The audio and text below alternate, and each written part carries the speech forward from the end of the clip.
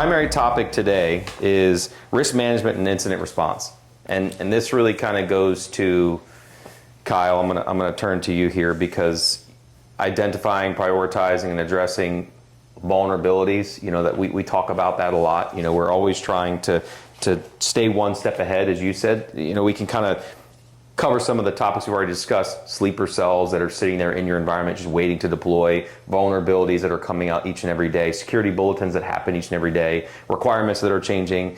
From a risk management incident response perspective, what do you think about, what are your thoughts about how we can educate our viewers on reducing the risk? Can I speak to that for a second? Sure. Before we get to that place. Sure, go ahead. A lot of these compliance frameworks, the cybersecurity ones specifically, you actually use those controls as a risk management assessment.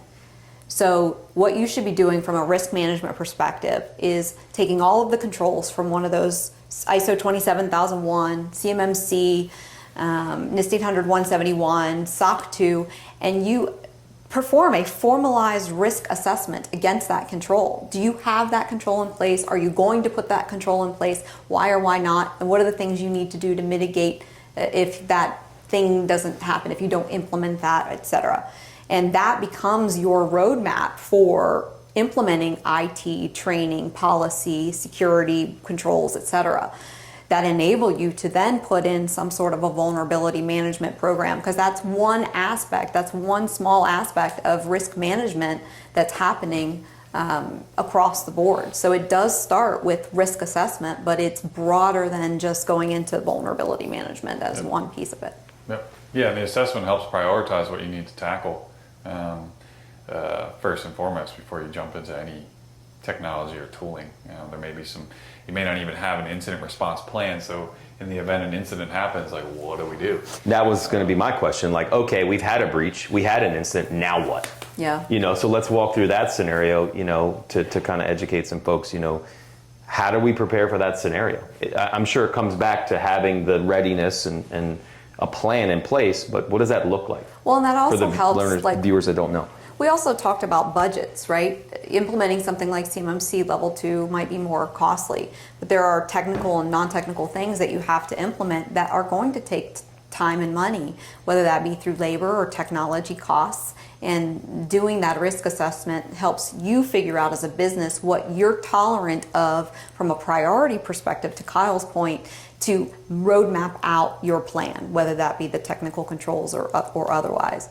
Now, let's say you've implemented all these things and now we have an incident. Do you want to talk through what we do to prepare? Yeah, so first and foremost, establishing an incident response plan. So what happens during the course of an incident? Establishing that early and making sure the right parties are involved in developing that and understanding how it works, and not just the technical parties, not just the cyber parties, but also from a business perspective, those that could be impacted, that have some job to do. Like HR or marketing or public HR, relations PR, or lawyers. Yep. We all have vendors and suppliers. It can sprawl to a lot of different areas. Yep. So making sure that those people are involved in that process and building that plan out. Written plan. I think that's a key thing to highlight. And doing annual or some sort of recurring tabletop testing where you do a what if this happened? All right, who knows what to do? Kind of treat it as a checklist, as like, okay, this happens, then what? Then who gets involved? Who gets involved from there? What do we do from a technical perspective? What do we do from a PR, internal communications perspective, external communications? But just overall, building that plan out, making sure it's understood by parties and it's being reviewed or tabletop tested regularly.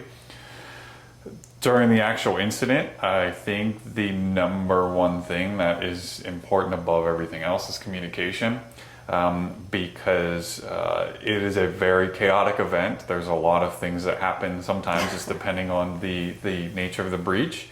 And ensuring everybody is on the same page. For example, you may have someone that felt they were compromised, and they go to the nth degree to, hey, I've been compromised, I'm telling this person, that person, and all these other people, and it's like, oh no, actually, you weren't compromised at all. You just clicked a button and your background changed colors. And so, and this person over here is still working on trying to figure out what's going on. We talked about Yep. employee efficiencies and stuff. And you have an engineer, spending a couple hours looking through sign-in logs. Like, I don't see anything. You were signed in at this time, and I don't see anything weird happening. Oh yeah, you just clicked that button. I told that person already 2 hours ago that we were fine, and Yep. nobody communicated together. So establishing, communication channels early, and defining we call it an incident commander. It's a pretty cool, nerdy term, but it's someone who really understands an incident response plan. They understand the technical playbooks that go along with it, and they are essentially sitting, at the top with the, puppeteering, the different parties involved. Like, hey, I need you to look into this. I need you to help communicate this out. I need you to, look at this platform and eradicate the threat actors from here.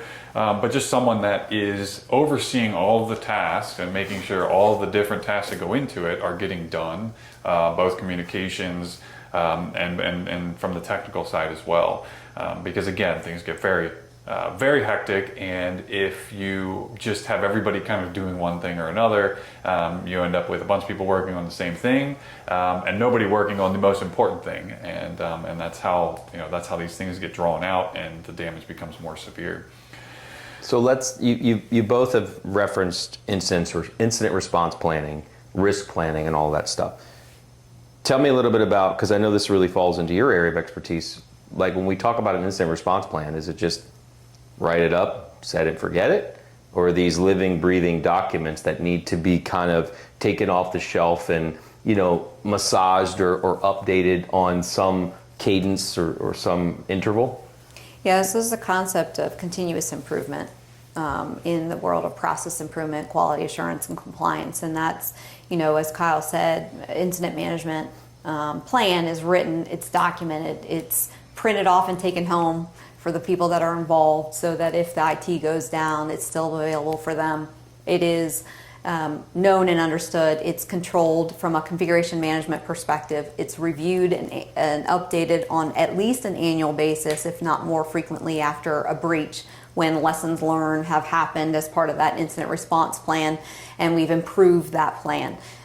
Any of the written policies, processes, procedures must be updated, reviewed and updated based on, either non-conformances, corrective actions that have happened. Maybe there's problem management that has occurred after the fact and lessons learned, and we go and update those things. People in the organization who are subject matter experts should have input into reviewing and providing input onto these plans and processes.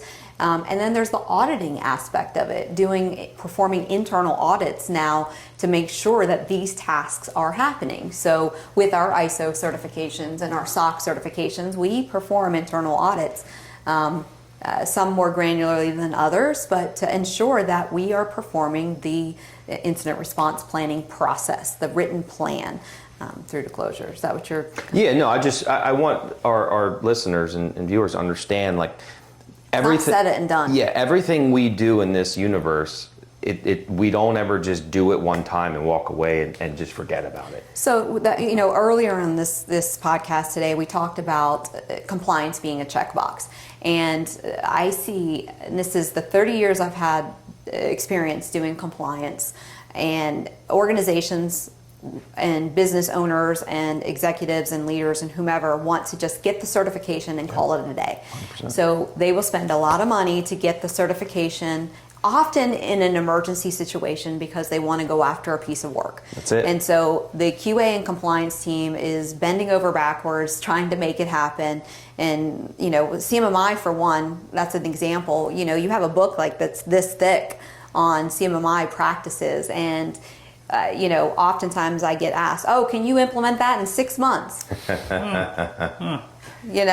I worked for a company that put in a proposal back when FedRAMP was just being spelled FedRAMP, that we were FedRAMP certified, and it was with a DOJ, Department of Justice.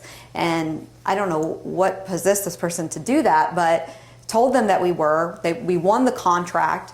And they came to me and said, okay, where's our FedRAMP certification? And I was like, how do you spell FedRAMP? And, you know, I'm like, what do you mean we need that? In 2 months? That's not possible. No. On $6 a device, how do you expect to get the money back? This is, what are you doing? You know, it takes time to implement these things. But the moral of the story is do your planning, do it before it's an emergency, much like CMMC. Do it before it's an emergency, because these are things you want to continuously evolve, continuously improve. Because as you've probably heard throughout this whole conversation, we're identifying efficiencies that have made our organization stronger, better, faster, higher quality services. We're not perfect. We don't claim to be perfect, but if you are chipping away at it, I always say you can't boil the ocean only one pot at a time. And you know, we've been boiling pots for a long time, but we're making meals. We're making really good meals. We're making desserts even, you know. We got lobster up here. We got lobster up in here. And for those of you that are allergic, steak. Those of you that are vegetarian, whatever those are. Portobello, I don't know. You're growing your own mushrooms. Right. So, no, but seriously, you can't stop doing it. It's a constant evolution. It's a constant looking, you know, forward to the next thing. Correct. If you stop it and you don't do any work for the next 9 months, 10 months, and then 2 months before your next audit, you don't have the resources that needed to do all of the required things in there, let alone the artifacts and the policy updates and so forth. But you're not producing the metrics and the data because you didn't put the systems in place to capture the metrics and data, which are required in the certifications and standards and frameworks. Then you're spending a lot of money, dumping a lot of money in again, so your expenses are going like this. You're missing the point of the whole exercise, yeah. Yeah, from a purely financial perspective, you're going like this. Yep. Whereas, let's plan it, let's build it into our systems and go like this. It's a lot more smooth and quicker to do that. Yeah, and when you get to, like you said, when you get to an audit, it's pretty painless because you got the artifacts, you got the data, you can show the metrics, you can show, you know, how things have trended over time. It isn't like all of a sudden these peaks and valleys that nobody can explain, and the auditor's like, what the heck's going on here? You haven't patched anything in 9 months. Like, how is that going to be, you know, an approved process? So I think it gives us maturity, it gives us scale, and allows us to really be on our game and build. And we actually look forward to our audits and our clients' audits. And why do we look forward to it? Because we are consistently doing it, and we are proud to show off what we've evolved to. You know, our metrics dashboard is pretty darn incredible of where we've gotten from a metrics and trending of data. We're at statistical analysis level in a lot of our metrics. And that says a lot for the organization to be at that state where you can make decisions, business decisions, process decisions, team decisions, client decisions based on that data. Yeah. It helps reduce the subjectivity of things, and it really lets you focus on the important things and gets rid of some of the noise there to be more efficient. Well, that concludes the entire podcast today. We have no more to talk about. Yeah, insert something here. I want to thank all of our active viewers and listeners. You know, follow us on Spotify or wherever, you know, our marketing team decides to drop us. Where the format will kind of change. It could be the three of us. It could be one of us hosting this podcast. We're going to try to get some really influential guests and innovators and tech people to come in and talk about what's happening in the news and the technology space, and try and show what it takes to push the boundaries to really do something special and at the end of the day, get shit done. So thank you, Beth. No, thank you, thanks. Kyle. Thank you. Thank you.